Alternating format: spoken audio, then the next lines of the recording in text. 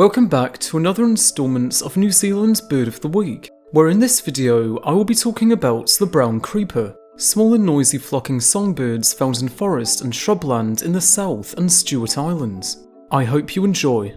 Brown creepers are ash to dark grey on the face, as well as having reddish-brown bodies, with them being most similar to the introduced dunnocks, which are darker underneath and are more secretive, often remaining close to the ground, whereas with brown creepers preferring high canopy. Grey warblers are also similar, although they are smaller and rarely occur in groups larger than a pair, and do not have the same sharp line between grey on the face and pale underparts. They are also quite small birds, with them ranging from 11 to 14 grams in weight, and being about 13 centimetres in length.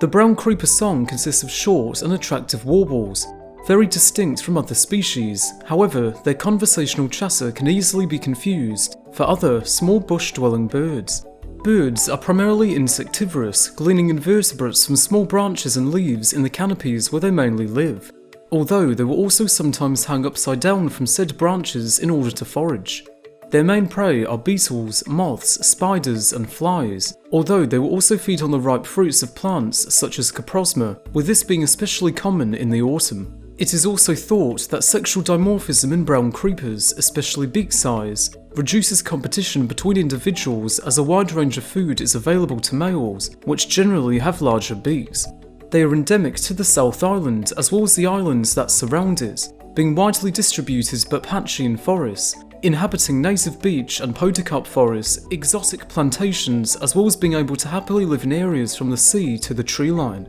Birds will sometimes forage in flocks of 3 to 60 birds, with these flocks usually including loose family groups, juveniles and pair bonds.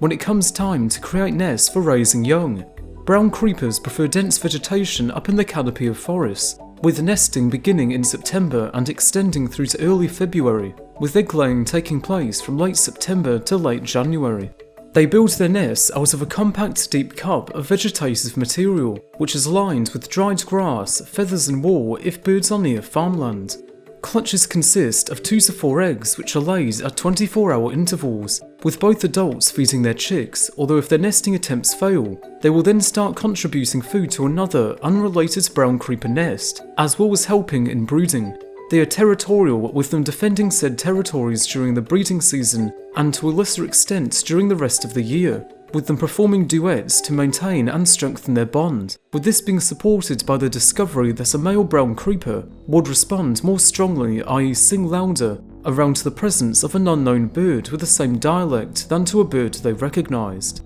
They are the primary hosts for the long-tailed cuckoo in the South Island, as well as the smaller shining cuckoos, although they have a high rate of rejection of the long-tailed cuckoo eggs in their nests, which is for one down to them having a more open nest as opposed to a closed or cavity nest, allowing for more light to get in and increasing the chances of them noticing a foreign egg. There has however been some research done that may indicate another factor in play that allows them to recognise them more easily, and that is through UV wavelengths. The two closest relatives to brown creepers, yellow and whiteheads, tend to be less likely to reject the eggs, with research showing that they both lack a short wavelength sensitive opsin gene, which has large effects on the range of lights that can be seen. This influences how far in or out the UV range an organism can see, which in terms of the family brown creepers belong to, mohua, affects their ability to use colour cues to recognise foreign eggs from cuckoos. The research did conclude with the fact that more behavioural research would be needed to gain a real understanding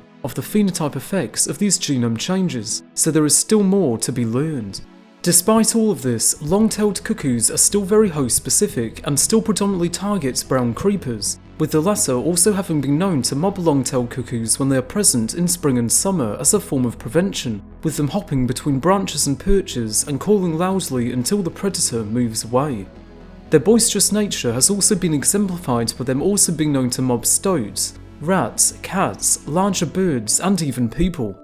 As mentioned, they are one of 3 species of birds from the mohua genus, which includes yellowheads and whiteheads, although despite them being relatively common are the least known and recognised, which is due to them more than often being heard but not seen, as they live amongst the tree canopies and rarely come to the ground. Also blending into their habitats more so, with their conversational song also being indistinct compared to other small New Zealand birds, making them difficult to identify. Additionally, brown creepers were once included in their own genus, Finchia, but this was later changed as it was found the species shared similarities with yellow and whiteheads within the mohua genus. In terms of their taxonomy, they also share the common name of brown creeper with another species of bird found in North America, Suthia americana, despite them being wholly unrelated, so the use of their Maori name Pipipi is a good alternative.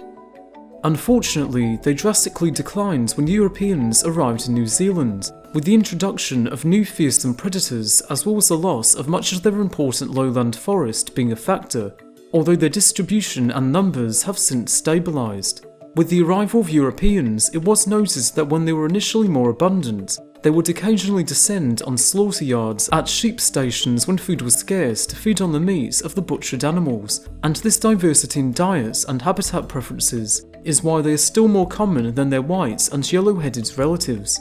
While they have declined, yellowheads and whiteheads have done so even more, due to them being more specialised in their habitat use, with creepers being able to live in pine forest and scrublands, whereas whites and yellowheads prefer old-growth native forest. The main factor in where they differ, however, is their nesting habits, as brown creepers nest in open, typical nest-like structures on branches and trees, whereas the latter nest in holes, particularly within trees, where predators like rats and mice compete not only for space but can easily wipe out a whole nest, parents included, in little time, as has been the case with kaka, saddleback, parakeets and riflemen.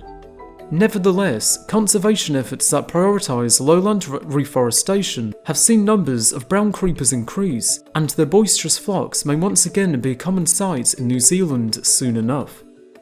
And with that, I thank you for watching this instalment of New Zealand's Bird of the Week. For next time, you are now able to vote for the long-billed wren, birds twice the size of the largest living New Zealand wren, the rock wren, which are best distinguished by their elongated, curved bills. With that, I'll see you next time, whenever that may be.